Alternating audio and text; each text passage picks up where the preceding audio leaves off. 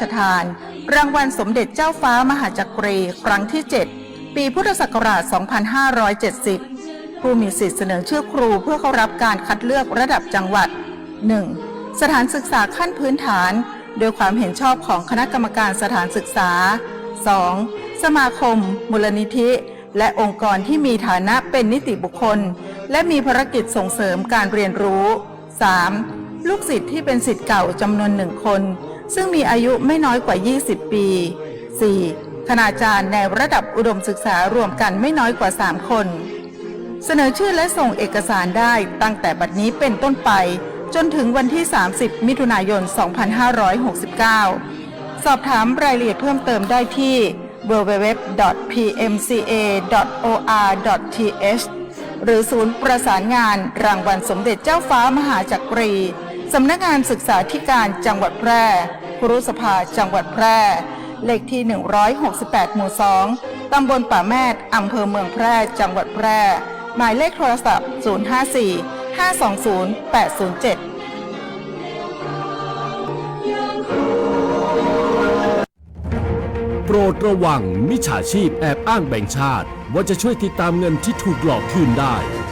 อย่าเชื่อเด็ดขาดอย่าโอนเงินอย่าให้ข้อมูลส่วนตัวหากมีข้อสงสัยติดต่อแบงก์ชาติโทร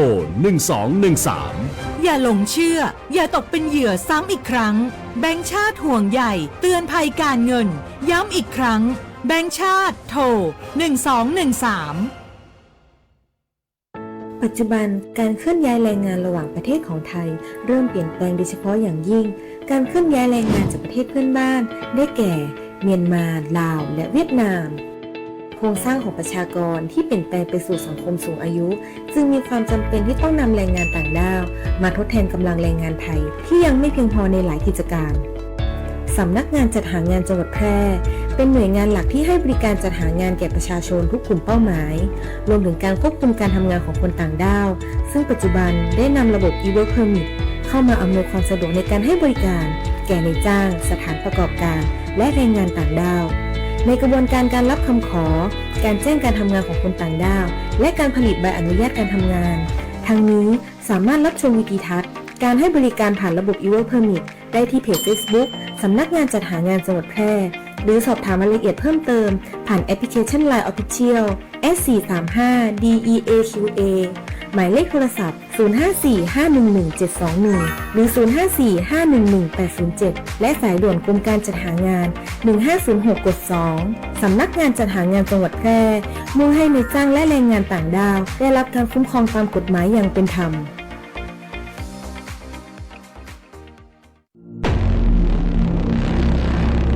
จากการสู้รบก่อให้เกิดความเสียหายอย่างมหาศาลทั้งต่อชีวิตมนุษย์สิ่งแวดล้อมและโครงสร้างพื้นฐานทหารพลเรือนจำนวนมากต้องเสียชีวิตบาดเจ็บสาหัสและหลายครั้งนำไปสู่ความพิการถาวรมีปัญหาสุขภาพจิตเกิดโรคเครียดหลังเหตุการณ์สะเทือนขวัญส่งผลกระทบในระยะยาวต่อคุณภาพชีวิตประชาชนผู้ประสบภัยสงครามจำนวนมากต้องเผชิญกับความยากลำบากในการใช้ชีวิตต้องอพยพหนีภัยจากพื้นที่สู้รบกลายเป็นผู้พลัดถิ่นโรงพยาบาลโรงเรียนที่อยู่อาศัยและระบบสาธารณูปโภคที่สำคัญน้ำประปาไฟฟ้าถูกทำลายประชาชนไม่สามารถเข้าถึงบริการพื้นฐานได้การใช้อาวุธอันตรายต่างๆอาวุธเคมีทุ่นระเบิดที่อาจตกค้างหลังจากสงครามทำให้แหล่งน้ำดินปนเปื้อนสารพิษจากอาวุธเหล่านี้ป่าไม้ถูกทำลายเกิดผลกระทบร้ายแรงต่อระบบนิเวศและสุขภาพของประชาชนในพื้นที่เกิดการขาดแคลนอาหารอย่างรุนแรงนำไปสู่ความอดอยากก่อให้เกิดอันตรายร้ายแรงและ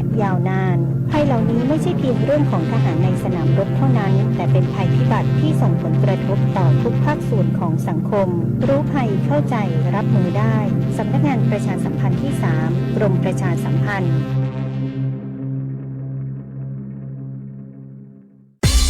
คุณกำลังฟัง FM 91 MHz สวท แพร่ให้ความรู้คู่ความสุข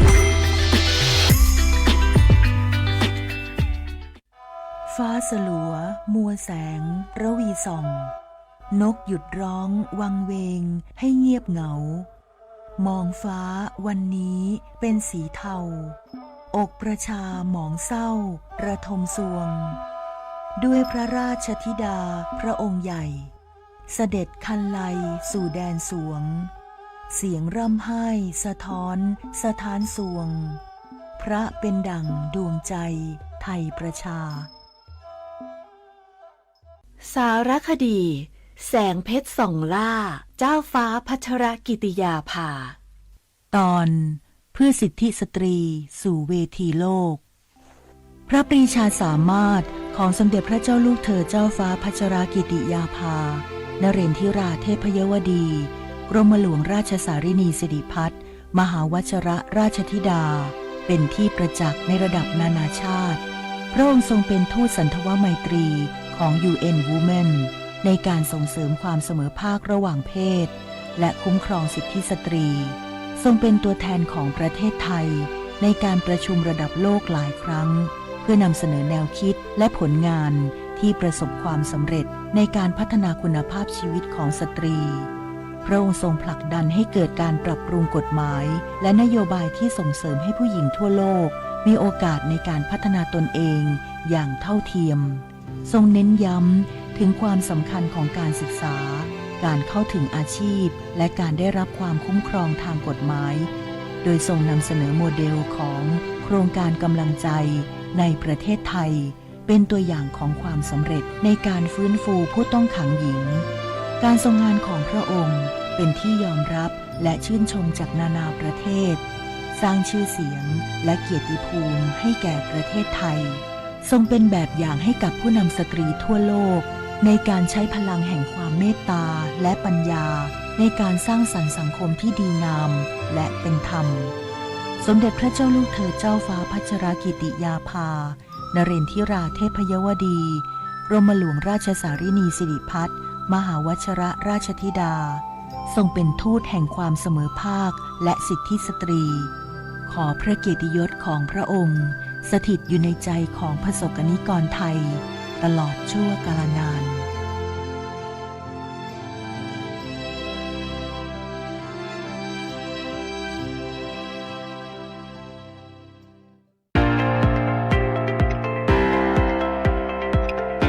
สถานีวิทยุกระจายเสียงแห่งประเทศไทยจังหวัดแพร่ 91 เมกะเฮิรตซ์ ให้ความรู้คู่ความสุข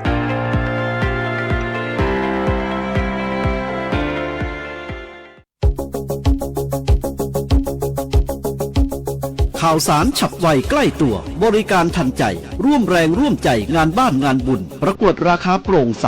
และติดตามสภาพอากาศประจำวันโดยทีมข่าวสวทแพร่ FM 91 เมกะเฮิรตซ์สถานีข่าวดีของประชาชนคนเมืองแพร่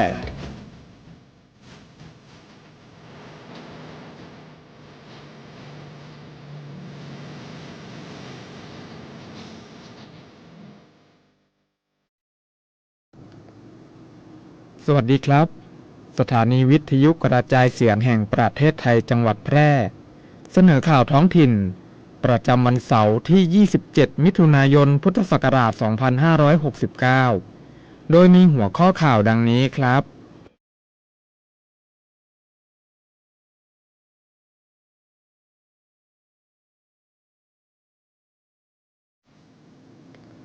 ผู้ว่าแพร่ประชุมเตรียมความพร้อมจัดโครงการ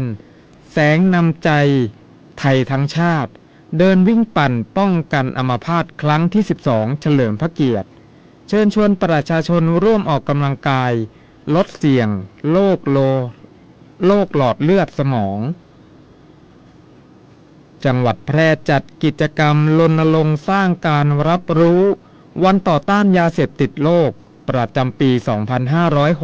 2569 เดินหน้าผนึกทุกภาคส่วนสร้างสังคมปลอดจากยาเสพติดสพม.แพร่จับมือโรงเรียน2 พิทยาคมจัดกิจกรรมเดินวิ่งประเพณีต่อต้านยาเสพติด 2026 ครั้งที่ 14 ชูพลังคนรุ่นใหม่ออกกำลังกายสร้างภูมิคุ้มกันห่างไกลยาเสพติดจังหวัดแพร่เข้มผู้ว่าสมชัยเปิดศูนย์ดำรงธรรมรับแจ้งเบาะแสทุจริตสอบบรรจุข้าราชการและพนักงานท้องถิ่นทั่วจังหวัด ต่อไปเป็นรายละเอียดของข่าวครับ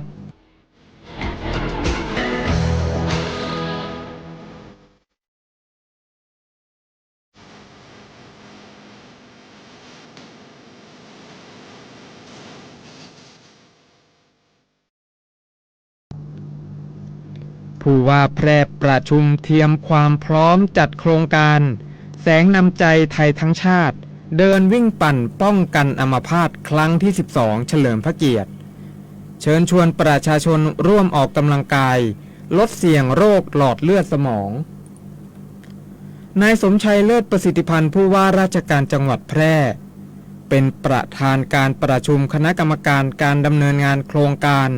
แสงนำใจไทยทั้งชาติเดินวิ่งปั่นป้องกันอัมพาต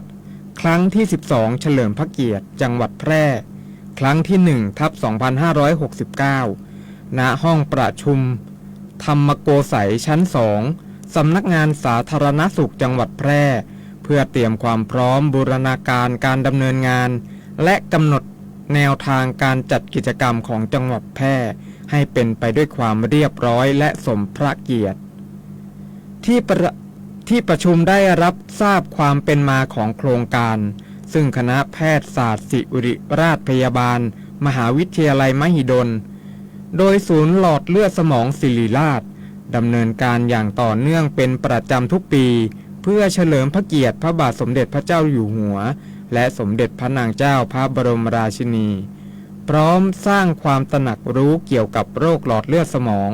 ส่งเสริมให้ประชาชนเห็นความสำคัญของการออกกำลังกายและปรับเปลี่ยนพฤติกรรมสุขภาพภายใต้แนวคิดสโตรก 4 โรค 6 พฤติกรรมรู้แล้วทำป้องกันได้นอกจากนี้ที่ประชุมได้ร่วมพิจารณาแนวทางการดำเนินงานกิจกรรมทั้ง 3 ด้านประกอบด้วยการจัดกิจกรรมเฉลิมพระเกียรติการจัดนิทรรศการและกิจกรรมให้ความรู้เกี่ยวกับโรคหลอดเลือดสมองการตรวจสุขภาพเบื้องต้นรวมถึงกิจกรรมเดินวิ่งเพื่อส่งเสริมสุขภาพ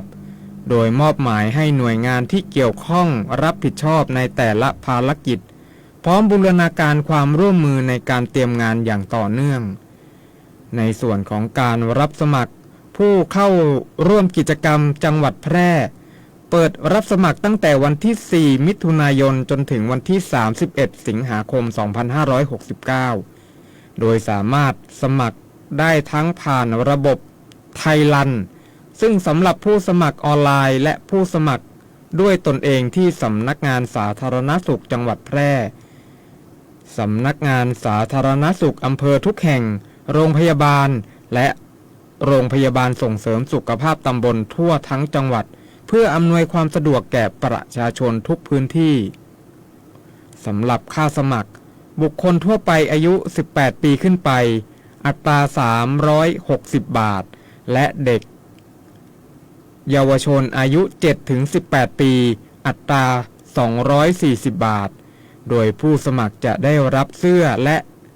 ที่ระลึกสำหรับเข้าร่วมกิจกรรมทั้งนี้ค่าสมัครสามารถนำไปใช้สิทธิ์ลดหย่อนภาษีได้ 2 เท่าตามหลักเกณฑ์ที่กำหนดซึ่งเป็นอีกหนึ่งแรงจูงใจให้ประชาชนร่วมเป็นส่วนหนึ่งของกิจกรรมเพื่อสุขภาพและการกุศล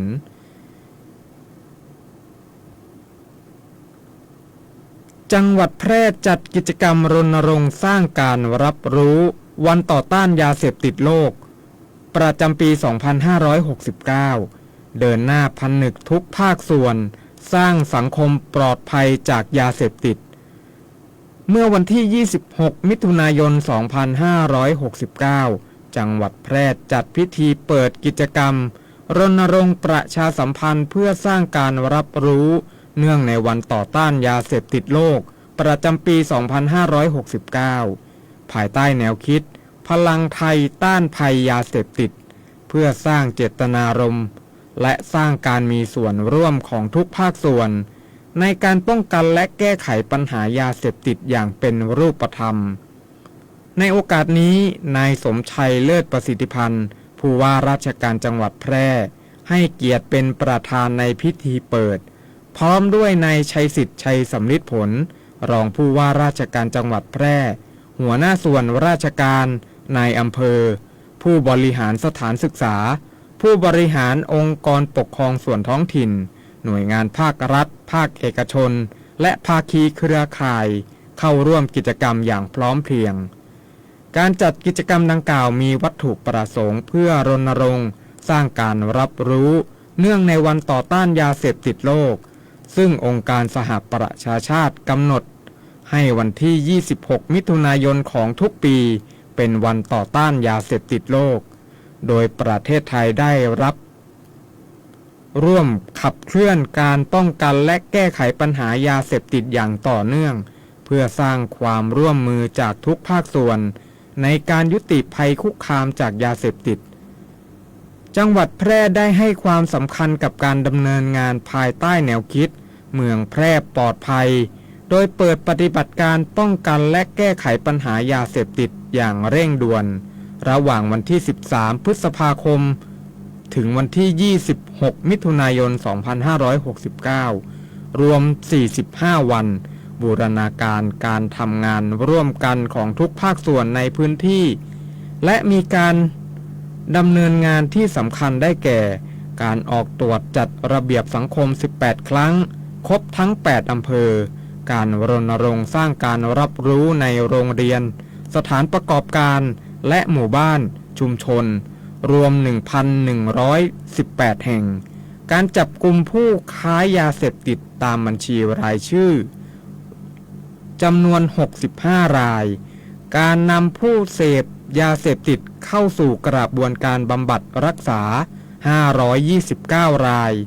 การติดตามช่วยเหลือผู้ป่วยจิตเวชจากการใช้ยาเสพติด 29 รายและการฟื้นฟูและการฟื้นฟูสภาพทางสังคมแก่ผู้ผ่านการบำบัด 94 รายในโอกาสนี้ผู้ว่าราชการจังหวัดแพร่ได้นำผู้เข้าร่วมงานกล่าวคำปฏิญาณตนและประกาศเจตนารมณ์ต่อต้านยาเสพติดเนื่องในวันต่อต้านยาเสพติดโลกประจำปี 2569 พร้อมเชิญชวนทุกภาคส่วนร่วมเป็นพลังสำคัญในการสร้างสังคมไทยที่ปลอดภัยจากยาเสพติดอย่างยั่งยืนสพม.แพร่จับมือโรงเรียน2 พิทยาคมจัดกิจกรรมเดินวิ่งประเพณีต่อต้านยาเสพติด 2026 ซึ่งจัดเป็นครั้งที่ 14 ชูพลังคนรุ่นใหม่ออกกำลังกายสร้างภูมิคุ้มกันห่างไกลยาเสพติดวันที่ 26 มิถุนายน 2569 โรงเรียน2 พิทยาคมอำเภอ2 จังหวัดแพร่ได้จัดกิจกรรมงานเดินวิ่งประเพณีฟันลัน 2026 ครั้งที่ 14 ในการนี้นายรุ่งอรุณป้องกันผู้อำนวยการสำนักงานเขตพื้นที่การศึกษามัธยมศึกษาแพร่เป็นประธานในพิธีการเปิดกิจกรรมโดยมีคณะผู้บริหารครู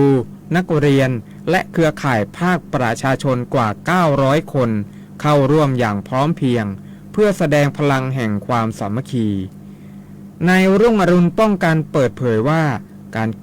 จัดกิจกรรมในครั้งนี้มีความพิเศษอย่างยิ่งเนื่องจากตรงกับวันต่อต้านยาเสพติดโลกซึ่งตรงกับวันที่ 26 มิถุนายนของทุกปี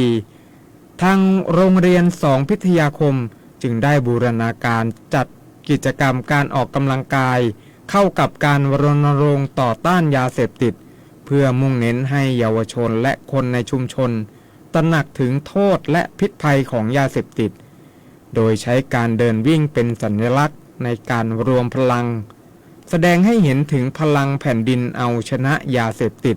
และสร้างเสริมสุขภาพพลานามัยที่แข็งแรงสมบูรณ์ไปพร้อมกัน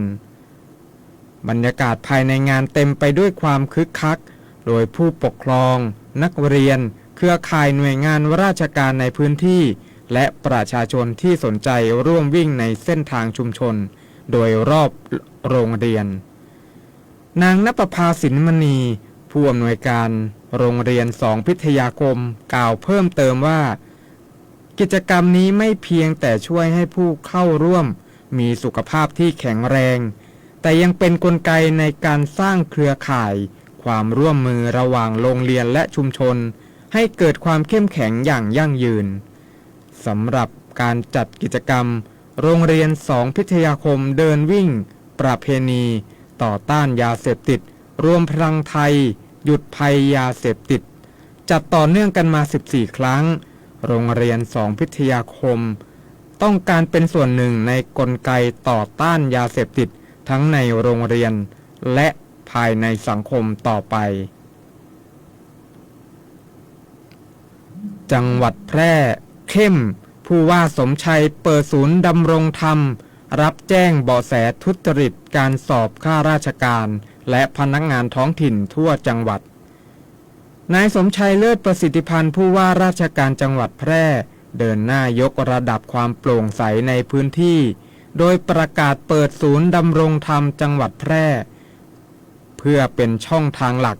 ในการรับแจ้งเบาะแสหรือเรื่องร้องเรียนสำหรับประชาชนที่ได้รับผลกระทบจากขบวนการทุจริตการสอบบรรจุบุคคลเข้าเป็นข้าราชการหรือพนักงานท้องถิ่นเพื่อสร้างความเชื่อมั่นและให้ความเป็นธรรมแก่ประชาชนโดยประชาชนที่พบเห็นพฤติกรรมไม่โปร่งใสหรือได้รับความไม่เป็นธรรมจากกระบวนการสอบดังกล่าวสามารถแจ้งเรื่องได้ที่หน่วยงานใกล้บ้านดังนี้ที่ศูนย์ดำรงธรรมจังหวัดแพร่โทร054-531-007-8หรือสายด่วน1567และสามารถแจ้งได้ที่ศูนย์ดำรงธรรมอำเภอทุกแห่งในจังหวัดแพร่ทั้งอำเภอเมืองแพร่อำเภอสูงเม่นอำเภอเด่นชัยอำเภอร้องกวางอำเภอลองอำเภอ2อำเภอวังชิ้นและอำเภอหนองม่วงไข่นายสมชัยเลิศประสิทธิพันธ์ผู้ว่าราชการจังหวัดแพร่เน้นย้ำว่าจังหวัดจะดำเนินการตรวจสอบทุกข้อร้องเรียนอย่างจริงจังและเด็ดขาดเพื่อรักษามาตรฐานความถูกต้องโปร่งใสในระบบราชการของจังหวัดแพร่ต่อไปสวัสดีเจ้าน้ำตาลพิจักคณะนะเจ้าขอเชิญชวนฮีโร่เจ้าประจำตีสัญญาว่าจะมาบริจาคเลือดตึ้ง3 เดือนและคนตีมาบริจาคเดือนแรกอยากให้อยู่ด้วยกันเป็นหมื่นๆส่วนคนตีหายไปหมู่เฮายังรอคุณปิกมาหาเสมอนะเจ้าสำหรับไผ่ที่ยังบ่เคยบริจาคเลือดมาลองเป็นผู้ฮื้อและมาเป็นครอบครัวเดียวกันเนอะเจ้าเพราะทุกวินาทีคือโอกาสช่วยชีวิตการฮื้อเลือดเลยเป็นเรื่องที่รอวันผูกบ่ได้ติดตาม Give But Now ฮื้อเลือดฮื้อได้ฮื้อเลยได้ทุกแพลตฟอร์ม Official ของศูนย์บริการโลหิตแห่งชาติสภากาชาดไทยเจ้าสวัสดีเจ้าพี่น้องผู้ประกันตนและนายจ้างทุกท่านเตรียมเสียงของตัวท่านไว้ให้พร้อมร่วมกำหนดอนาคตกองทุนประกันสังคมกับการเลือกตั้งคณะกรรมการประกันสังคมในวันอาทิตย์ที่27 กันยายน 2569 1 เสียงของตัวท่านเปลี่ยนอนาคตใดสอบถามข้อมูล 054-522-231-2 สำนักงานประกันสังคมจังหวัดแพร่หรือสายด่วน1506ตลอด24 ชั่วโมงแล้วปะกันในวันเลือกตั้งวันอาทิตย์ที่27 กันยายน 2569 เวลา 8 โมงเจ้าถึงบ่าย 4 โมงเพราะทุกคะแนนเสียงมีคุณค่าและมีส่วนสำคัญในการขับเคลื่อนเจ้า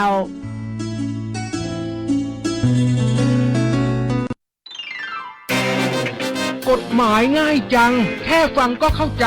โดยสำนักงานกิจการยุติธรรมตอนหญิงม่ายจดทะเบียนสมรสได้เมื่อไหร่เสียงขบวนขันหมากตาวัดนี่มันดังจริงๆเลยใช่แล้วดังไป3 บ้าน 8 บ้านเลยสงสัยตาวัดจะดีใจมากได้แต่งสักทีเห็นว่าเจ้าสาวเป็นแม่ไม้ป้ายแดงเลยนะเพิ่งเลิกกับสามีหรือสามีตายเหรอสามีตายไปได้ปีแล้วตามกฎหมายหญิงม่ายจะสมรสและจดทะเบียนใหม่ได้ก็ต่อเมื่อหย่าร้างหรือสามีตายไม่น้อยกว่า310 วันทั้งนี้ก็เพื่อป้องกันปัญหาเกี่ยวกับบุตรที่จะเกิดมาว่าเป็นบุตรของสามีเก่าหรือสามีใหม่นั่นเองฉะนั้นก่อนจดทะเบียนสมรสต้องดูกฎหมายก่อนนะคะ สามีเก่านางตายเลย310 วันแล้ว อย่างเนี้ยตาวัดคงได้รีบพาเมียใหม่ไปจดทะเบียนที่อำเภอเลยใช่ไหมเนี่ยโอ้ยเจ๊จุ๋มเขาจะจดทะเบียนกันวันนี้ที่บ้านเลยเชิญนายอำเภอมารอที่บ้านแล้วจ้าหากสงสัยเรื่องกฎหมาย หรือได้รับความไม่เป็นธรรมติดต่อสำนักงานยุติธรรมจังหวัดทั่วประเทศหรือโทรสายด่วนยุติธรรม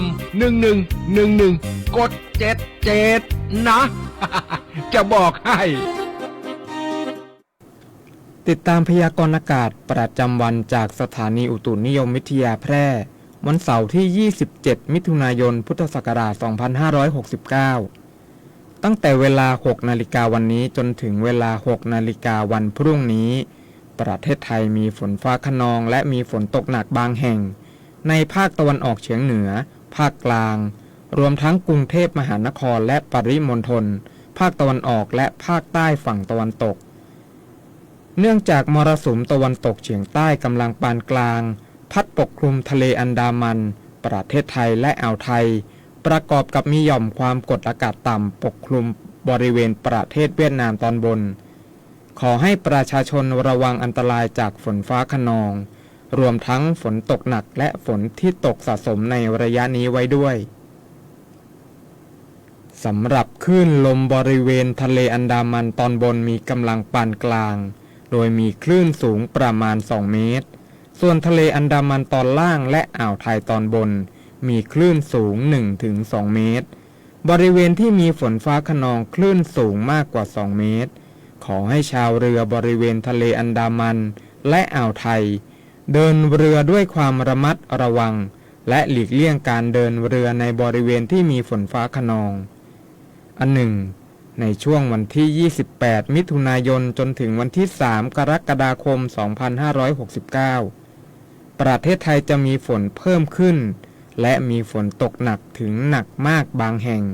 โดยเฉพาะบริเวณภาคตะวันออกและภาคใต้ฝั่งตะวันตกเนื่องจากมีร่องมรสุมพาดผ่านภาคเหนือและภาคตะวันออกเฉียงเหนือตอนบนประกอบกับมรสุมตะวันตกเฉียงใต้ที่พัดปกคลุมทะเลอันดามันประเทศไทยและอ่าวไทยจะมีกำลังแรงขึ้น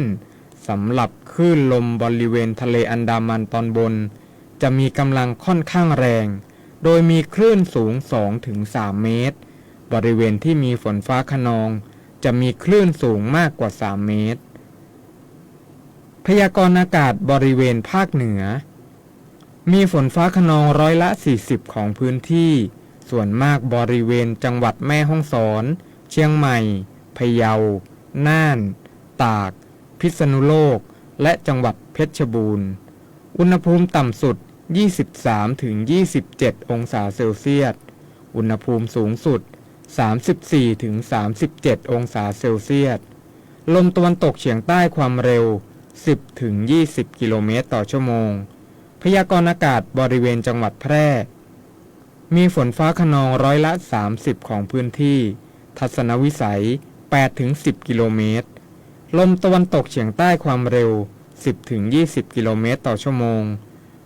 อุณหภูมิสูงสุดที่สถานีอุตุนิยมวิทยาแพร่เมื่อวานนี้วัดได้ 34.8 องศาเซลเซียสอุณหภูมิต่ำสุดที่สถานีอุตุนิยมวิทยาแพร่เมื่อเช้านี้วัดได้ 25.1 องศาเซลเซียสวันนี้ดวงอาทิตย์ตกเวลา 18:59 นาทีวันพรุ่งนี้ดวงอาทิตย์ขึ้นเวลา 5:46 นาทีจบการเสนอข่าวท้องถิ่นสถิตในดวงใจตราบนิรันดร์สมเด็จพระเจ้าลูกเธอเจ้าฟ้าพัชรกิติยาภานเรนทิราเทพยวดีกรมหลวงราชสารินีสิริพัฒน์มหาวัชรราชธิดาน้อมสำนึกในพระกรุณาธิคุณอย่างหาที่สุดมิได้ข้าพระพุทธเจ้าข้าราชการและเจ้าหน้าที่สถานีวิทยุกระจายเสียงแห่งประเทศไทยจังหวัดแพร่พรชัยเอี่ยมนุ้ยอ่าน